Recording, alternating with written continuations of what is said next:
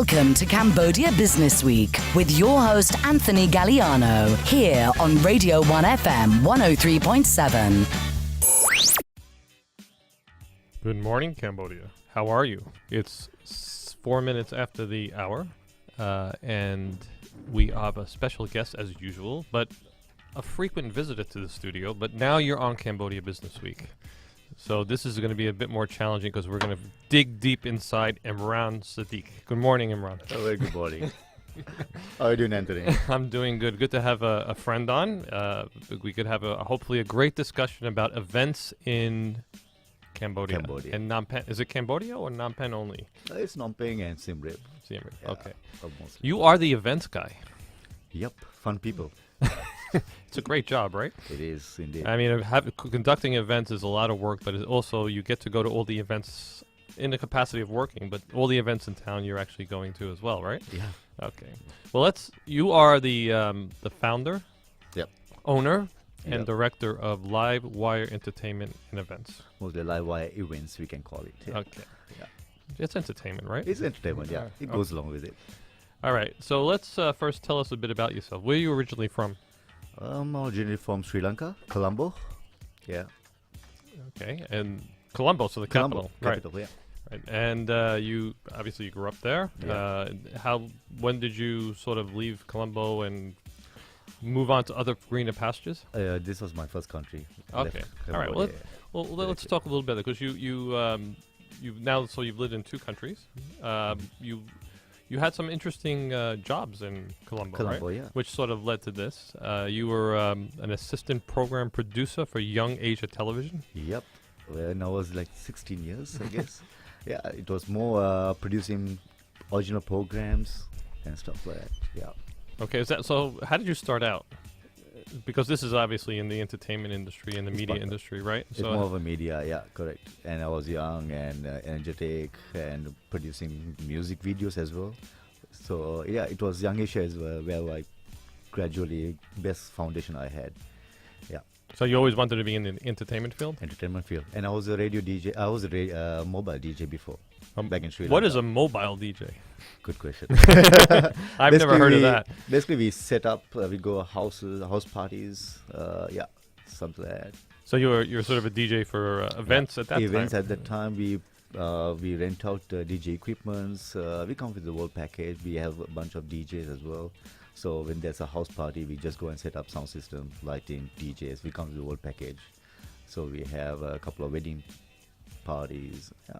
So the event was in your blood early on. Right on spot, yeah. So you like, is there a special personality to be in the events industry? Like you have to like to stay up late and party and socialize. I mean, you have to have a very... you have to have the passion and love of the event industry. Because your people are very, obviously, you see from social media, your people seem to love what they do. yeah, absolutely. I mean, I'm also interested. I mean, you came to Cambodia a long time ago. We'll touch on that. How many people you have working for you now? We have about 8 staff. Yeah. Okay. But when we started off, it was only 2. You and me and a girl called Sandra, who is more energetic. I think you know her. I know. Yeah, she's been with you forever. Oh yeah, long time. Yeah, she must she's really. my right hand. You must treat her really well. She really loves her job. Yeah. So you started out as this DJ and producing music videos, and then you went to the head of commercial production for a radio station, for 5 stations actually. For 5 stations. Yeah. What does the head of commercial production do? Basically, we do produce commercials, jingles. For radio? For radio. For 5 stations. Hey, you want a job here? Yeah, why not? I was offered quite some time back. But yeah, I always had the passion for radio. Okay. Really. Yeah, I mean, radio is amazing.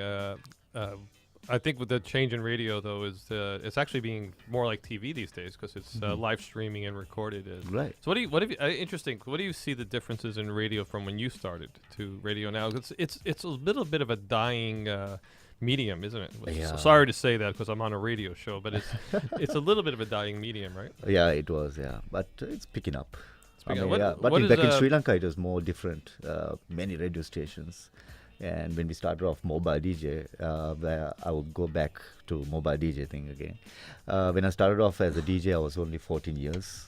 We started off very early, and we had cassette decks. Oh, you must have given your parents a lot she 14 Oh, years really? in a mobile 14 years old as a Oh, mobile DJ. Yeah. My mom didn't know I was a DJ back then.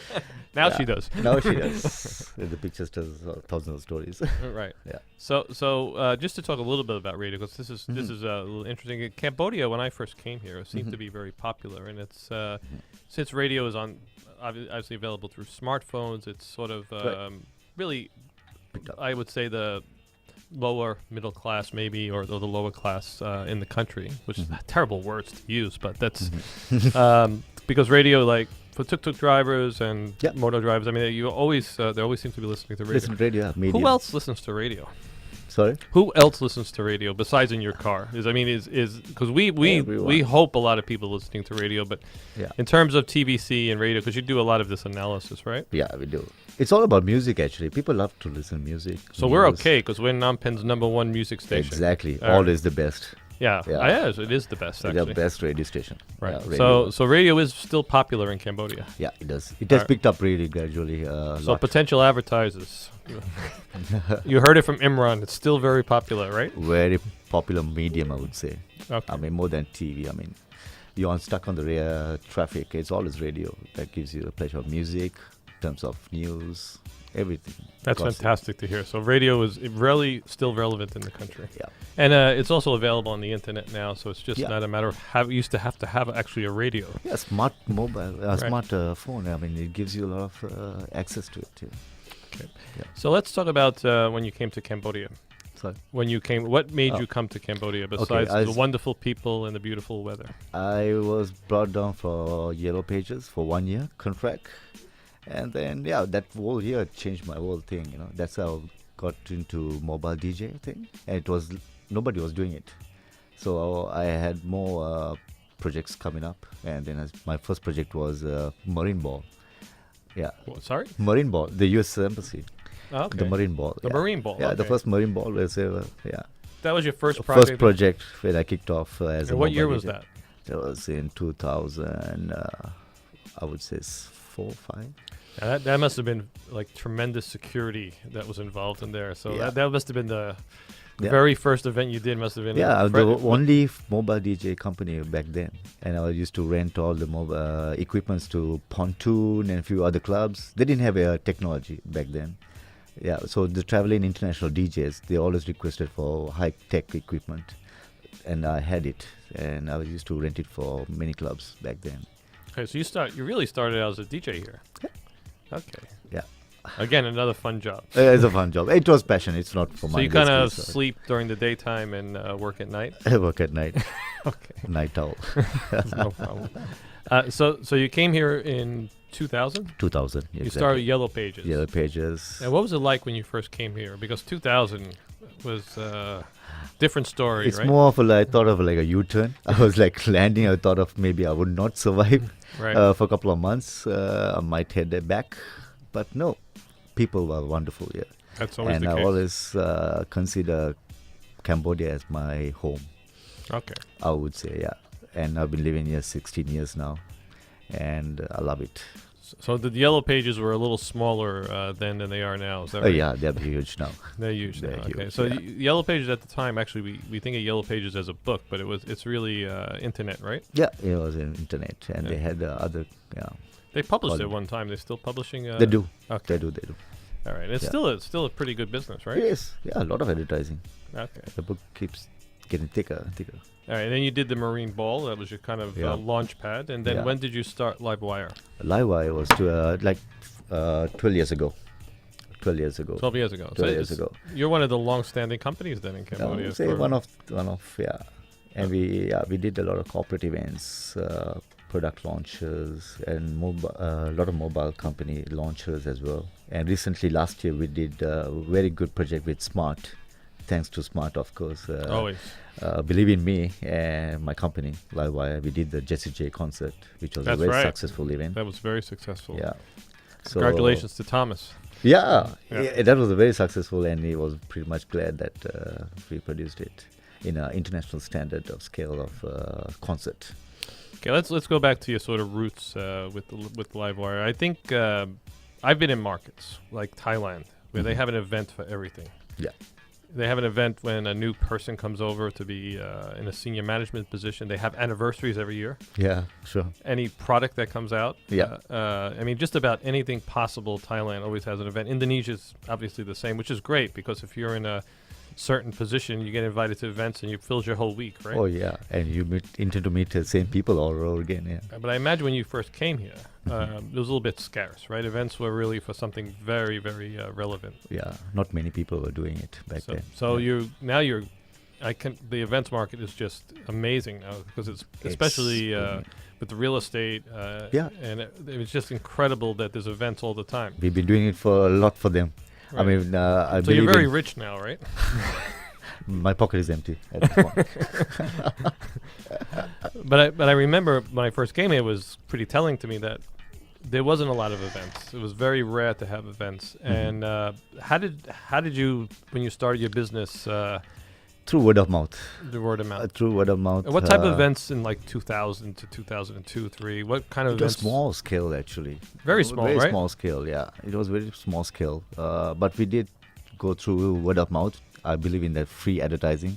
So when you do a good job for a client, client obviously recommend you for other companies. So early on, what type of events did you do? Were there corporate events? More for corporate events, yeah, gala dinners. IBC Ball, that was one of my best clients of all time. I've been doing for them for many years.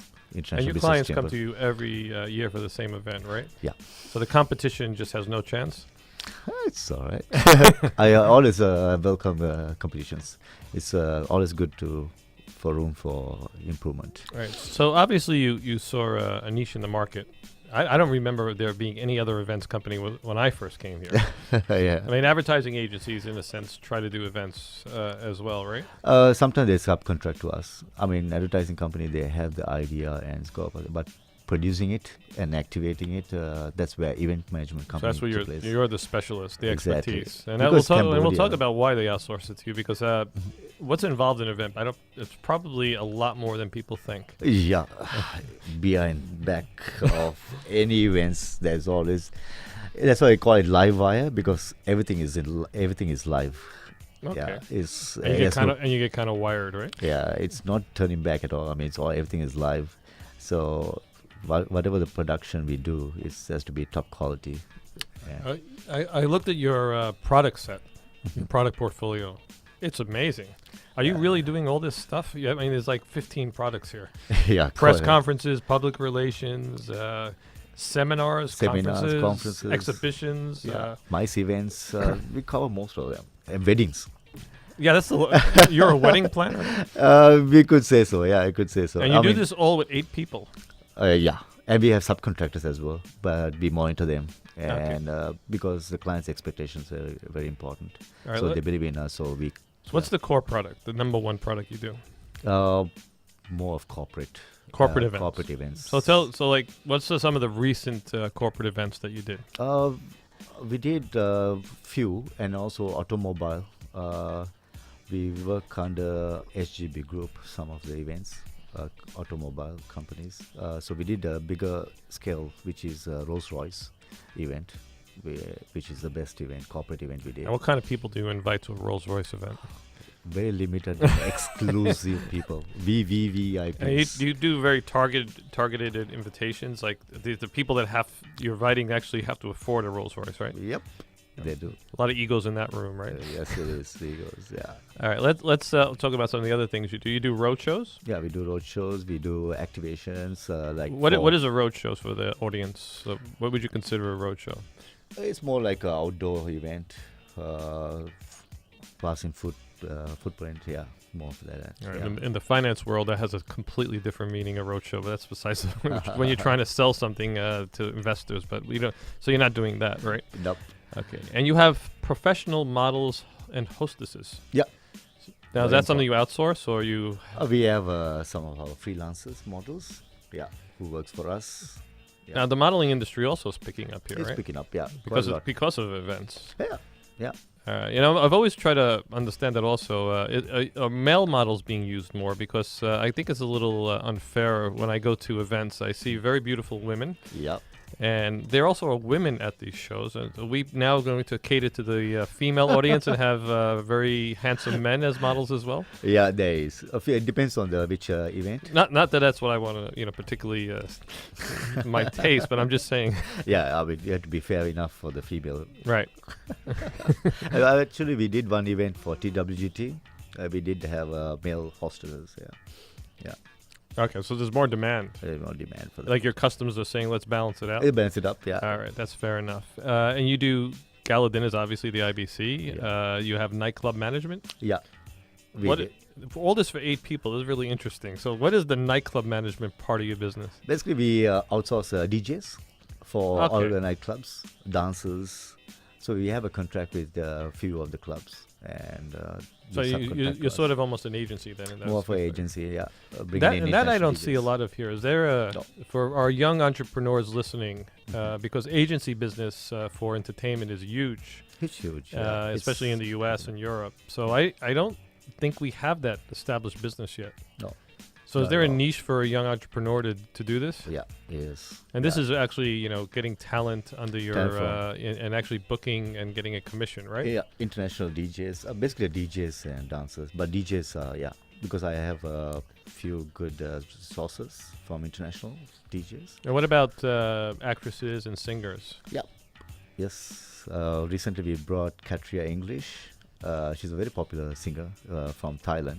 Right. Yeah, so I work closely with her, and I bring her a couple of events for showroom openings and stuff like that. Okay, and another thing that's getting very popular here is seminars and conferences. We're getting a lot of life coaches and speakers, motivational speakers. Quite a lot happening. Yeah. This seems to be coming in. I mean, I get a lot of requests to me to have these people on the show as well, but we've kind of tempered that for the time being because it's a bit of a up and down industry. You have some serious people that do it, and then it's also a little bit, to some extent, scary because it's these motivational speakers in the U.S. and Europe.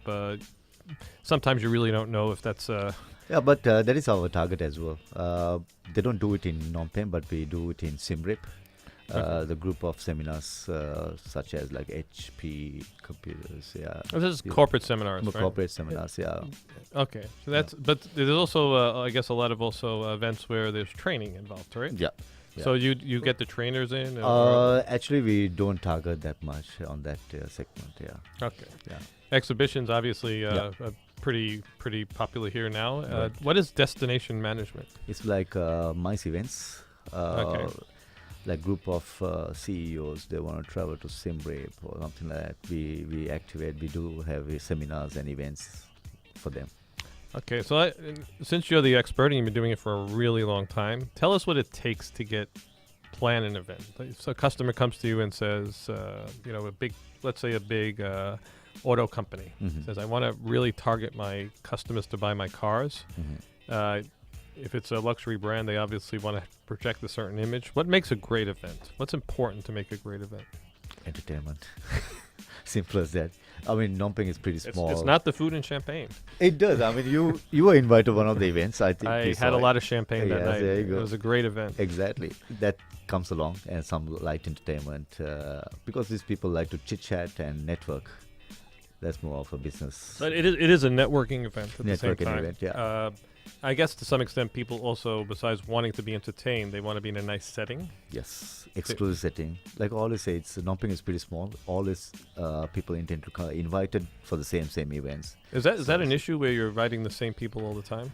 I mean, I see Facebook. I see sometimes you just see the same people all the time. That's where event management comes to place, where we twist and turn the whole ballroom into something magnificent. Yeah, setting. Because there's also many cars, you could buy. Car industry. Yeah. So if a guy has a car already, you still invite him anyway. It's for image, right? Yeah, exactly. Okay. The execution part of an event, I know there's so much that goes behind doing an event. So, because you have music, you have food, you have to book the venue, you have to make sure also that the people selling the product get their time to do their speeches and so forth. Right. When the clock goes on and the event is happening, Yeah. what does a team have to do? Run around and get everything That's the main together? thing. I mean, thing going on. I mean, we don't run around. We leave it to the MC who runs the whole show. We produce MC the is whole, a key factor for the whole event. How much you produce the whole production doesn't matter. The key factor is the MC who runs the whole show. And it's pretty much outsourced to the hotel, for instance, or the The so flow. they have to take care of making sure the That food. we all manage it. Yeah, when there's a speech going on, all the food and drinks will be put stop because people need to have attention what the speaker is going to talk, and then the entertainment, the MC, the whole works. Yeah, that's why we call it live wire events. Okay, everything is live. There's no turning back. So you outsource a lot of what you do, right? Yeah, You're yeah. more of a planner. Yeah, planner. Yeah, And a manager. a management. So what is almost everything outsourced? Not all of them. Not all of them. We do have in-house production as well. All right. So Yeah. what parts do you keep and what parts do you outsource normally? Entertainment, entertainment will be outsourced mostly. And photographers. I mean, every event you go to, there's always a photographer. Yeah, at least 2 to 3 photographers. I always work with all the key photographers in town. Yeah. That's okay. How do you know if an event has been successful? Sorry again. How do you know when an event has been successful or not successful? I mean, I know Right. your client feedback is one thing, It's but always in effect. with your yeah. gut feeling, how do you know that wow, this was a great event or it wasn't what I End expected? of the event, the client come to you and give a handshake. Job well done. That gives you a good pleasure. That's one thing, Yeah. but I mean, in terms of Yeah. let's say in a lot of these cases, it's all about selling their products, right? Sell the products. Yeah, that's more the key factor as well. So do you measure the correlation between having the event and then the actual revenue? Do you have those discussions afterwards? Afterwards, yeah. Okay. Post production and. And your experience is how much revenue spike do you get after events? Numbers, I don't know. It varies. It varies. It right? varies, yeah. All It right. varies. And what in those cases where events aren't successful, and everybody has, we can't always be 100%. Oh yeah, it's not right? 100%. No, never. Any events, it's never What 100%. what's the pitfalls of event planning where something didn't go right? What are the things that people have to be careful of? It's the flow of the program. It's very important. Yeah, I mean the client doesn't understand about the flow of the program. It's always jumble mumble, but we make sure we deal with only one person on the client side to make sure everything goes well. So I have to Yeah. keep people constantly interested, Constantly attentive. active. Yeah, exactly. All right, that's important. Very important. Any events, it has to be get going, rolling. That's where the MC comes into place. All right. I always like to hear about war stories, which is like, what was the most interesting event that you had where things went a little haywire or crazy? Not many though. Not Come on, many. they No. there's a lot of alcohol flowing. Something has to go wrong. There was one moment there where the MC, he was quite drunk. Yeah. Other than that, it was all good. All right. Yeah, we always make sure internally we make sure the flow of the program is good. So that MC was not invited back. Yeah, Okay. he was down. We won't ask who it was. Yeah. And what was the one event that you did that you said was like, this is the best event ever? It's a Jesse J concert. I Okay. would say, yeah, that was the best highlight of live wire events. Yeah. Okay, so let's talk about a little about the industry now. I see a lot of training events coming and a lot of fashion events. Is this now the pickup from the Quite a lot of typical fashion events. fashion is coming? Fashion is, yeah. And this is because we are getting homegrown designers. Yeah, a lot actually lately. For the past, I think, 3-4 years, I've seen. So I've been to a couple of annual fashion week, and It's nothing, not what we expected. Yeah. right. I mean, it's Yeah. not like I've seen before. So is this going to be a more established industry of fashion? In the near And future. it's because of the we're going to have a very famous fashion designer on in a couple of weeks, as Yeah. you know. Yeah. Is this because we're seeing that industry growing here? It's going big. And how has real estate affected you? Because we're going to talk real estate soon. Yeah, real estate. Yeah, we have a few good clients of real estate companies we work with. And they're trying to obviously sell their properties, right? Yes, right. So you're getting a lot of demand from the real estate industry? Yeah, we have closely worked with the Bay, the Peak, Shangri-La Hotel guys. Yeah, yeah, those are big gunners. Yeah. So what out of all the industries now, what seems to be the most popular for events? I would say at this point is real estate. Real company. estate. Yeah, condo launching events. Is it picking up more because it's getting a little scary out there, right? Yeah, it was picking before, but I think pretty soon it'll pick up again. It's a Okay. low season for everybody right now. You said advertisers are outsourced to you, Hmm. and you do a lot of outsourcing yourself. So, controversial question: why can't they just do it themselves? Yeah, sometimes because it's kind of a wavy industry. Because every time we get events, but we outsource, but we manage it. Do whatever it is, we can control. So they rather just go to the expert. Yeah, we'll leave it And to us. We want to talk a little bit about your future now, because you have in some of these products some things that I think are really actually going. I mean, what you're doing now is fantastic, and you're obviously the number Thanks. one in your space. But there's some things that hit my eye that I think these are industries that will develop here, and one of them is public relations, which is Uh-huh. not easy to do. Not easy. Yeah. And I think if for an events company, you have to have somebody that's very specialized. In Yeah, very very limited though. Yeah, we less concentrated on PR side. Yeah. So again. But I think that's something that could actually pick up here. it It is about media relations. Yes, It more for goes media. well beyond just doing events, obviously. Yeah, it is totally different. Then you have the expertise in house to do that yet? We do. Okay. yeah. So you have good relationships with the press here. Press, yes. Yeah, very important. Okay. Yeah. And finally, what does the future hold for Livewire? What's next? We want to be number one always for another 10 years or so. I would say, yeah. That's it. And sorry, I did say finally, but I'm gonna say finally. Final. Last question. What do you love about Cambodia, and what do you want to see improved? Cambodia has picked up for the past 16 years dramatically. I mean, we are catching up right now with all the industry. I mean, lot of new investors are popping in. I think it's pretty much strong Southeast Asia. Yeah, And so you're here to stay. I'm here to stay. All right. 69 counting. You're one of the long timers. I love it. All right, Imran, thank you very much for coming on. I know you are a frequent guest, but you were on Cambodia Business Week. Finally, thank you. All right, we'll wish you luck, and we'll be right back after maybe about 5 minutes of music or so. Thanks for having me. My pleasure. To the movers and shakers of the business world. So when it comes to business in Cambodia, look no further than the Cambodia Business Week on Radio 1 FM 103.7. You are tuned to Phnom Penh's number one English radio station on Radio 1 FM 103.7.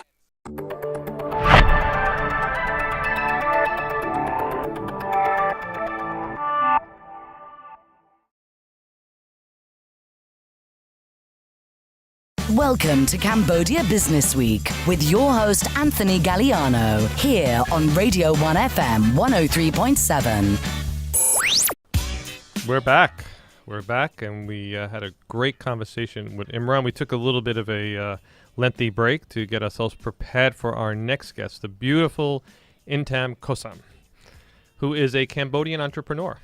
Yes, hi, Anthony. Say good morning. Good morning, Cambodia. Okay, so you were a little nervous, and you shouldn't be, right? Very nervous, but let's see how we go. Okay. You're Cambodian, Yes. and you were born here, obviously. Yes, in Phnom Penh. You were born in Phnom Penh, and you were born during a little bit of a difficult period. Yes, I was born. I won't tell you the date I was born, but Okay. we were here just as Cambodia was falling. And my father... Your father was one of those people that really tried to keep the country together. Yes, he was. Actually, he was integral in keeping the Cham people and the Cambodian people together. So he was recognized in the United Nations for helping to keep peace within the Chams and the Khmers. Right. And unfortunately, the country went through a extremely difficult stage, and you guys stayed here till the last possible second. Yes, we were on the last plane out of Phnom Penh. And in fact, I remember even as the plane took off, the airport was bombed. So this is how, unfortunately, people have to have this traumatic experiences in childhood. So we're a very unfortunate situation. But the people we have on the show that go through this, so one of the things that always strikes me is that it's changed their whole personality profile in life. They really strive for success. They really try to make the most out of life that they can. And this has been a profile from every person we've had on here. How much it's shaped their ambition and to achieve in life. Does that sort of happen for you as well? Yes, most definitely. And I think I've lived in many countries overseas, but I've always wanted to come back to Cambodia. I've been in and out for the last 20 years. And I've always felt the need to come back because I've always felt that this is really where my home is, irrespective of having lived most of my life in Australia. Okay, well, we'll give a little bit of because we're going to talk about your latest project, which is real estate. Yes. It's just a boom here, and we'll talk about that in shortly. But let's talk about a little bit about yourself. So you left Cambodia and you lived in different countries. What brought you to different countries? When we left Cambodia, we moved to Thailand. Obviously, we had to sort through our paperwork, and the Malaysian government invited us to Malaysia to live there, as well as the Saudi Arabian government.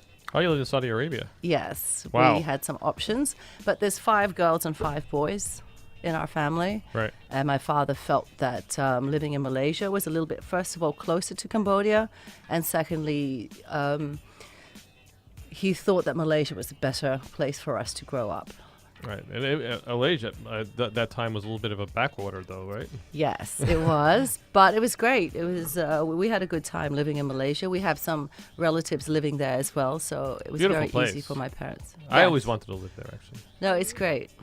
If I ever retire, it's going to be one of my destinations. It's a great place, Malaysia. So what was your, you got a fantastic educational background. So tell us Yes. a little bit where you went to university and what you studied. Okay, I did my first year of university in Sydney at Macquarie University, where I did mass communications. But then I decided to move to Switzerland because my mother really wanted someone in the family to be in hospitality.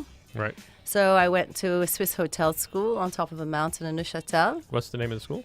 SITC. Okay. That was on top of the mountains, which was lovely. And then after that, I moved to America. I went to Florida. I did a year of college there, and then I transferred over to Cornell University. Cornell being, for our audience, what state?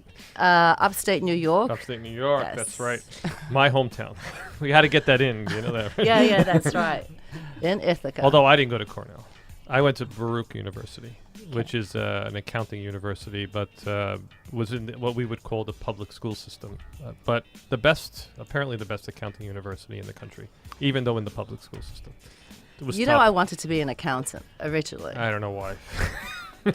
I did, really. I wanted to be an accountant. Why did you want to be an accountant? I just like numbers. You A like little them? bit of a nerd. Okay. It's been, for my career, it's been the smartest decision my mother's ever made. That's what I always say. My mother insisted I take accounting. I wanted to take liberal arts like everybody else and have an easy college life. But my mother said she would not pay for college unless I took an accounting course. Opposite of me, I wanted to be an accountant, and my mother said, "No, you have to get into an Ivy League university. I want you to go to Cornell. That's it." So I applied, got in, but at Cornell University, I actually veered more towards the finance, the real estate, the marketing, as opposed to hotel operations. I decided that it was closer to my love of accounting, so I went that way. So with all these schools, how many degrees do you have? Oh no, I've only got the 1 degree. I Okay. just went to various universities. It was like 1 year. Yeah, Okay. just moving. All right. It was a marketing degree or? No, it was a Bachelor of Science, actually. Okay, fantastic. And that was from Cornell. Yes. Okay, which is a fantastic university. It's a very, very good university. So what is I mean, all these countries. What was your experience in sort of going from country to country? What do you sort of remember your highlights of your educational travels? I think they were all very, very different. I think in Switzerland it was amazing. We were on top of a mountain. We lived above the clouds, so that was lovely. We could see the Alps. That was interesting. I met a lot of interesting people there. When I moved to Florida, that was very interesting. I lived in Miami. I had my daughter living with me. She was very young. And then that was great socially, and I had some great friends there. But I think Cornell probably was the highlight of my education. Okay. And when did you return back here? I've been going in and out of Cambodia. Well, to be honest, I came here in 1998 on and off because I worked for a Malaysian company. So they had a lot of projects going What on was it here. like coming back? I mean, that's something also people that Coming have gone back? through, you know, because a lot of people that went through the Khmer Rouge, that first experience of coming back is, you said you left with, bombs on the tarmac, right? So Yes. you're coming back and you're landing. What were your sort of thoughts and feelings when you came back for the first time? I was not afraid. It was very early on. I actually really felt like I was coming home. You know, without sounding cliche, it really was how I felt. I had good memories of being here, even though I was quite young when I left. So for me, it has always been very interesting. I've watched Cambodia change since 1998. I've watched the way people are more industrious and just happy to try to move forward in their lives, make money. All right, so tell us a little bit about some of the jobs you've had before we get into your big project that you want to talk about. My job, let's see. Some of the jobs you've held in various countries, you've been involved in countries like Papua New Guinea, China. No, they were more sort of consulting jobs. I worked as a consultant for a couple of companies. So one job was for a tuna fishing company. I did consulting for them for a big project in China where they were trying to do very small budget hotels throughout China. Let's see, hotel projects in Thailand where it was sort of market analysis as well as doing financial feasibility for another project on Kosem. So I was in and out of Kosem for some time. That's tough. Yes. Kosovo's tough. Really One of my bad. favorite places in the world. Yeah. I forgot to tell you also, for a period of time prior to coming here, I had also launched a wholesaling business. And we had designed some really nice silver-plated homewares, which were handcrafted by, the Cambodian silversmiths. So we were trying to launch that business. So we actually took a big container load back to Australia. So I wholesaled the silver-plated business there. Did that for about 3 years. And unfortunately, for anything to do with artisanal stuff, most people want everything from China. They want the plastic. Although I had some very, very good retailers who were buying our lamps and selling it for, say, 1,500. And it was great. And actually, what I was trying to do was to keep alive the silver business. And we did buy a lot. I think I made a lot of people a lot of money. But now they can't do it anymore. There's no demand. So the silversmiths in Cambodia has diminished. The villages are shutting down, unfortunately. That's a shame. Let's try to revive it. Well, I did. I tried to revive it. All right, what brought you back, let's say, more on a permanent basis to Cambodia? I did my first development project here in 2020 was when I completed it. And I've always wanted to come back. I just took a little bit of time trying to sort everything out, waiting for my children to get a little bit older before I came back. 3 years ago, I identified that I wanted to do another project here. So I looked around for a year, identified a great location, and then once I set the process in motion with the beginnings of our architectural drawings, I then moved back. Okay, well, 2010 is pre-real estate boom. So that Yes, was a very I did good very well. That's right. There were not a lot of service departments in 2010. So what was that project, the first one you did? It's a small boutique apartment building on Sotiro. It's got 8 apartments and a commercial space at the bottom. So it was partially built up to the first floor, and then I built to the next 4 floors. And that was the days when you certainly couldn't be higher than the Royal Palace. Is that correct? No, actually, I think over on Sotiro you can go higher, but I think the reason why I only went to the 5th floor was because the foundations were already laid, and I didn't want to risk doing anything taller. Okay. So that was in 2010, again, pre-boom. Did you Pre-boom. foresee that we would have the skyline that we have today of real estate projects everywhere in Phnom Penh? No, No. I could not have foreseen that. Right. So, what was your sort of thoughts on real estate at the time? Is this something you wanted to do and you believed would eventually, not that you didn't foresee the incredible boom we're having now, but that it would develop as much more housing was needed here, much more office Yes. space was needed here? Definitely. Right. In So- 2010, there was a lot of need. right, absolutely. Now there's I probably- cornered the market there for a while.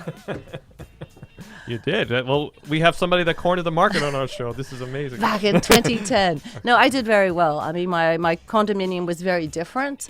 The apartment building, in that it was very modern. It was clean. There wasn't unnecessary bling bling. I really catered towards the expat market from the West. And now you're doing something called a habitat. Yes. So tell us about the habitat. Where is it? What type of development is it? Okay, Habitat is a boutique development with 13 apartments over 14 floors. It's 200 meters from Eon on Street 21. The development was the foundations of why I wanted to build Habitat was because I saw the success of my first project, where I found that there was a big need for very small boutique apartments. A lot of my tenants wanted to stay in small developments because they wanted the privacy from when they came home. They didn't want to have to spend their weekends on their rooftop meeting people who they potentially know, which is very likely here in Cambodia. So most of my tenants, Some privacy. privacy is really, really It's a important. little bit more exclusive. Very Can we exclusive. say the right words? Exclusive. Exclusive, Okay. niche. Like so these kind. So it must be pretty large-sized apartments as well, because you said 14 apartments on 13 floors. 13 floors on 14 apartments. That sounds like pretty big apartments then. I've got 5 two-bedroom apartments that range between 85 square meters to 95 square meters. And I've got 4 two-bedroom duplexes with a study and 4 three-bedroom duplexes with a study. Duplexes. Yes. Wow, that's fantastic. We don't see many of those here. No, we don't. We don't. Okay, and where'd you get the name Habitat from? Well, the first project that I did was called DK Sanctuary Apartments. So all very based towards, how to get, the word, the connotation is doing something that makes you feel like home. And Habitat describes exactly that. I want people to be able to say, I'm finished with work, I'm going home, I go through one door, I don't have to see many people, I'm in there, it's my haven. Except when they go to this beautiful swimming pool that you seem to have on the roof, right? It's a beautiful pool. All right, this seems to be very popular, these swimming pools on roofs as well. I mean, because you get this beautiful view. So what other facilities do you have besides the swimming pool? Gym, Very important for... very important, and even you though won't be seeing many people in the gym because No. it's very exclusive. there will, in fact, I with 13 apartments, I think people will not be using the pool at the same time, so it'll feel very private. My top floor apartments have direct access to the swimming pool, so they can go up through their apartment, Okay, so and it'll, when is it ready? Because it's in November this year. all right, and you're doing pre-sales? Well, we actually just started the soft marketing last week at the Sofitel. Okay. We haven't it hasn't been in our plan to do pre-sales, only because I actually want to be able to show potential investors what I have. So you want What to do I'm another offering? development? You want to do another development then? No, not necessarily. I mean, there are a few things on the pipeline, but in respect to this development, I want to be able to deliver and show the tenants what the investors what they're getting. I want to manage their expectations. My showroom, what you see there, you will get, Okay. because I'm moving very quickly through the project. Right, so it's available in November. If somebody is interested in looking at the beautiful layout that you have, we have a great brochure. How does somebody who wants an exclusive apartment that's a beautiful duplex with an incredible swimming pool and gym. How does somebody actually get in touch with you? Well, we have a website called www.habitat.condos. We've got a Facebook page. We're also on realestate.com.kh. The famous realestate.com.kh. Yes. The number one portal in Cambodia. In Cambodia. Okay, and I guess now it's time to ask you the tough questions about the real estate market, because if I would have been talking to you a year ago or a year and a half ago, we would have all been very optimistic and saying what a great boom we're experiencing, and there's not enough apartments that we could possibly build because the city needs condominiums, it needs office space, and I think everybody thought the same thing. And what do we got now is a potential time bomb. Yes, I think definitely there's a bit of a glut. I mean, you look out over the skyline and you can see everyone's building apartments. And everywhere. Everywhere. I mean, it surprises me in Phnom Penh that, you think it's a central area in Phnom Penh where you're getting these apartments. But in fact, you sort of go out to the outskirts of Phnom Penh and these huge buildings are going up as well. What do you think we're at in the real estate market right now? Well, I do believe that we are facing a residential glut. That's a given. But however, I think my project is very different. It's small, it's boutique, centrally located. It's got access to Sotiro Boulevard, Norodom Boulevard. You go south and you're hitting Mao Zedong and Monivong. You go north, you've also got Sihanouk, the Independence monuments just there. So it's quite well located with Eon 200 meters away. Location obviously in the real estate industry is very important. But for those interested listeners, and besides buying your exclusive apartment, which I hope is very successful, is it time to wait a little bit till are prices the right time to buy now, or should people wait a little bit and see this sort of supply glut come on and possibly wait until the market sort of turns down a little bit in price? I think in general, everyone is saying people should wait. However, I'm not 100%. I think they should wait for really, really big developments because there is so much stock out there that if they miss an opportunity, they won't miss an opportunity to buy an apartment in a 500, 2,000 apartment development. Definitely wait. If someone wants to buy into that type of development, they should wait. All right. So if I think there's different types of investors, obviously. What I'm concerned about is the local investor.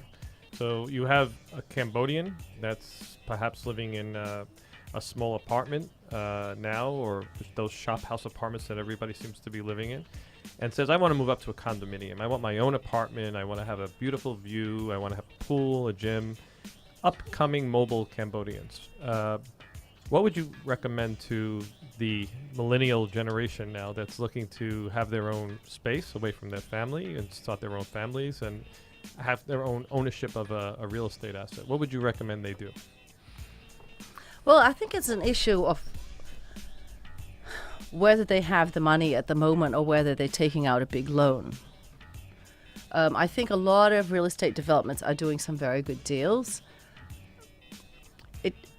I've noticed from the Sofitel exhibition that we had last weekend that there are people with money who actually want to buy, and they're hungry to buy for various reasons. They've got the money there, they don't know where to put it, they're afraid of putting it into land because land's very expensive anyway.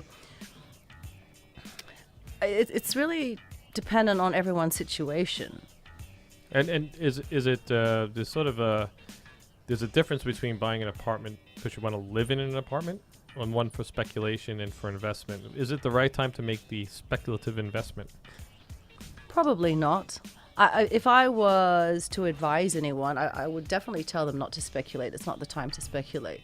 All right. So is this 30,000 apartments coming online soon? I mean, you're in a great space now because you're almost finished and you'll be selling this year.